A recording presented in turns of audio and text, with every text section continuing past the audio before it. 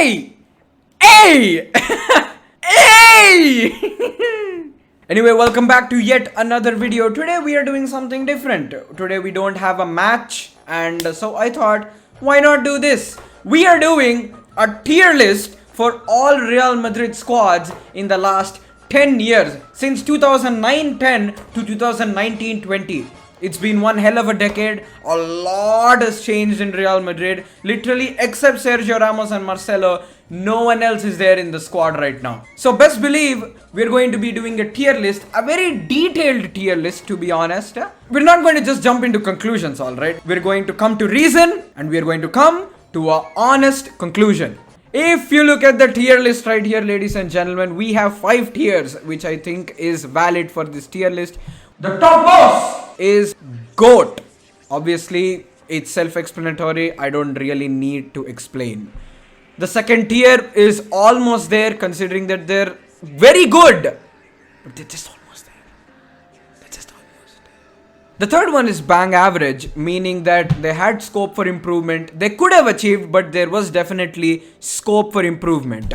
And also, let me be honest, ladies and gentlemen, my tier list will not be based on the fact of whether they have won Champions Leagues that season or whether they have won the La Liga that season or not. We're going to honestly rate the squad based on how they've performed all seasons across all competitions. Just because they have European glory doesn't mean they are a top team that season. Shite is shite. The last year, Danilo is, I don't think I need to explain that as well. Cool? Cool. So ladies and gentlemen, let us start with our first squad, which was in 2009-10. 2009-10, we made some very mad signings, man. Amazing signings we made. Like Cristiano Ronaldo, Kaká, Xabi Alonso. Like, fam, the names are ridiculous. I mean, just look at the players that came in that season, man. Arbeloa, Kaká, Cristiano Ronaldo, Xabi Alonso, Raul Albiol, Karim Benzema. How did I forget Benzema? Oh my god. But you get the point, right? We got Benzema that season, and that's mad. The signings we made that season, that was Florentino Perez's first season, and fam, we killed it. But as a team, the Copa del Rey was a big stinker, man. For those of you who are not aware of what happened in the Copa del Rey in 2009-10, let me just show you real quick. So we were facing this team called Alcorcon in 2009 in the first round of the Copa del Rey, which is technically our first round in the Copa del Rey. And let's just say Real Madrid en Alcorcón ante un Segunda División B, a competición de Copa. Oh no. Ni siquiera 20 minutos de juego y llegaba el... You know, the funny thing is, I remember this Arbeloa own goal and I was like, what? What? Against Lyon, we had few injuries and we couldn't even make it past the round of 16. However, Barcelona at that time were the top club. They were top tier, like literally they were top tier, and that is the peak they could ever reach, man. Considering that aspect, Real Madrid gave the toughest fight I've ever seen, man, in the league. I mean, I've ever seen is a bit of an overstatement, but look at this, man. 96 points. They were just like 3 points behind, and you know what? They also ended up scoring 102 goals, man. 102. Like, it's mad. It's just amazing. I would say the team was still shite. It was not really good. It didn't win anything, so it's kind of shite. The next is 2010-11. 2010-11 is probably the best Barcelona season I've seen after 8-9, obviously. 8-9 was a sextuple, but the 10-11 can't be discounted, man. 10-11 is different gravy in my opinion. But however, we did manage to snatch a Copa del Rey from that Barcelona in the final with Cristiano Ronaldo scoring a monstrous banging header. And if you even talk about the league, yeah, we came second in the league. And let's just say the difference was not as far as we thought as well. We again scored 102 goals, man. Like, these days, Real Madrid scoring 100 is just like a very far thought right now. And guess what? Jose Mourinho's first season at Real Madrid, I feel like he transformed the shit out of this club. Mesut Ozil, Angel Di Maria, bangers. Banger signings. Sami Khedira. I'm gonna say this side was bang average. They were just feeling themselves out. However, I will say that this was a path to greatness. Slowly we were coming in that path. So I'm gonna say this is a bang average side. Okay, it's a bang average side. 11-12. Good. I know we lost the Champions League on penalties, but the league, man, the league. You know what? Let me just show you the moment real quick how we won the league. And Angel Di Maria passes it to Mesut Ozil. Ozil to Ronaldo. Ronaldo gets past Victor Valdez.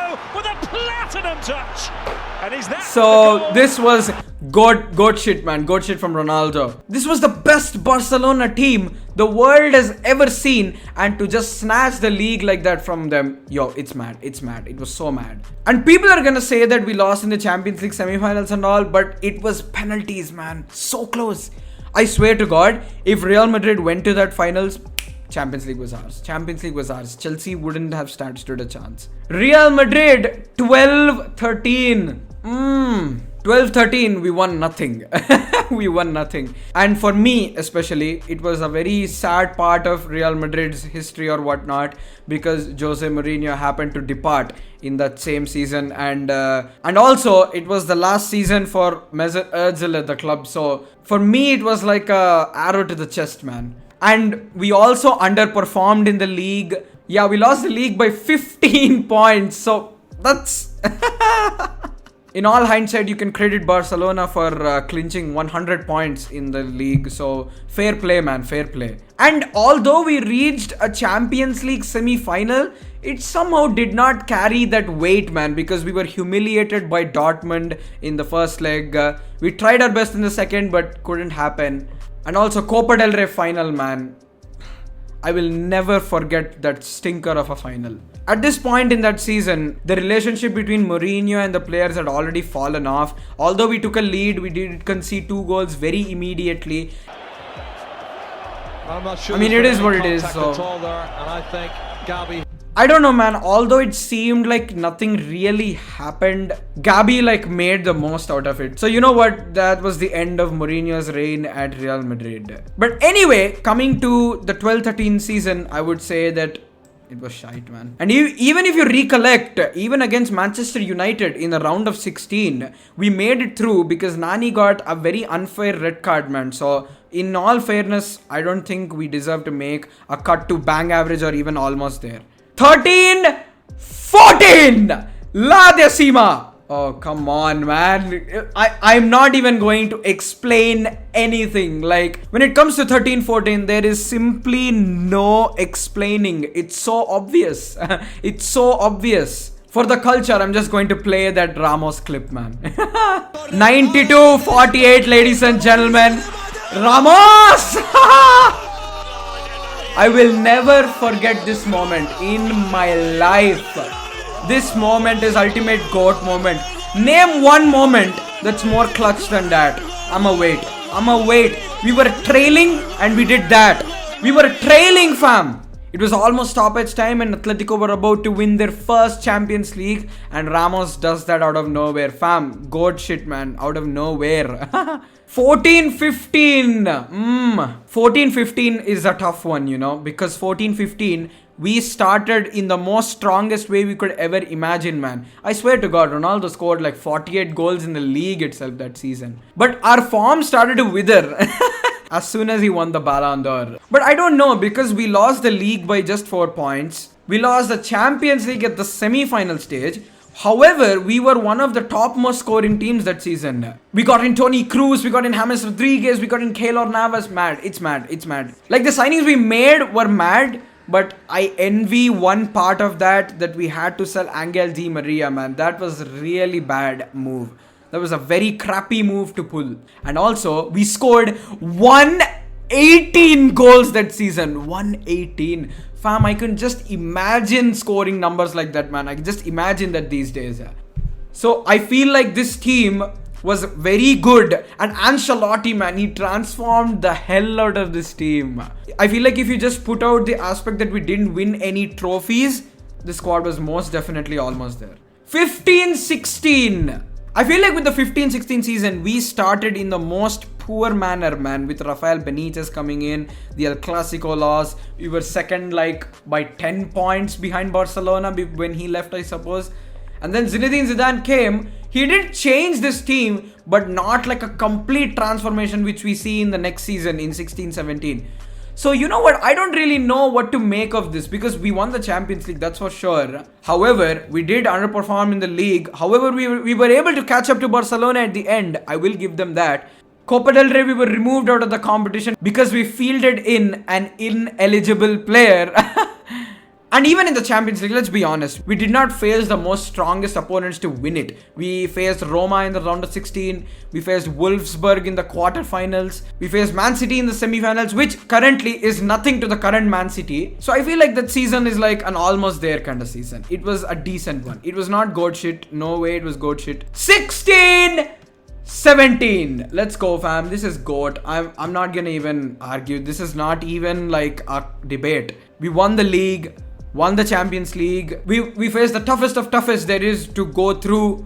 We faced Bayern, we faced Atletico, we faced Napoli, we faced Juve in the final, and the same Juventus in that season only conceded 2 goals until the final, when we put 4 past them in one game. And I feel like this has been the most strongest team alongside 11-12 in the last decade. 17-18 was not a GOAT team, and I will tell you why. The reason being that although we won the Champions League, and don't get this wrongly, we won it with the most toughest opponents there is. We won it against, we had to get through PSG in the round of 16, then we had to get through Juve in the quarters, we had to get through Bayern in the semi-finals, and in the final, ultimately we had to face Liverpool. Based on European glory, GOAT, man, ultimate GOAT. However, in the league, we did underperform. We were dropping points. For me, league is always a very important metric. I don't consider the Champions League alone as a good measure. I'm not saying it's not worthy of being a metric for comparison,